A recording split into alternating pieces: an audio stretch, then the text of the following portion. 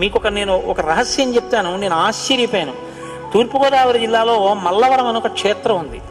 అక్కడ సుబ్రహ్మణ్యుడు, ప్రత్యక్ష సుబ్రహ్మణ్యుడు, ఇంతలా పాము కోనేటిలో స్నానం చేసి శివలింగాన్ని చుట్టుకుని ఉంటుంది. అది పిల్లలు పుట్టని వాళ్ళు వెళ్ళి నమస్కారం చేస్తే పిల్లలు పుట్టారు. డాక్టర్లు పిల్లలు పుట్టారని సర్టిఫై చేసిన వాళ్ళకి పుట్టారు.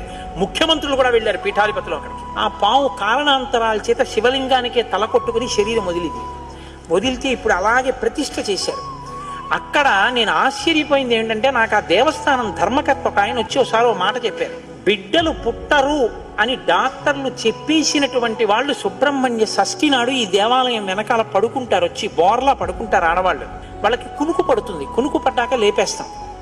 ఆ మరుసటి సంవత్సరం వాళ్ళు పసిపిల్లల్ని పట్టుకుని వస్తారండి అని చెప్పారు. నాకు అపనమ్మకం కాదు, చూడాలనిపించింది. కాకినాడ నుంచి చాలా మందిని కలిసి సుబ్రహ్మణ్య భుజంగ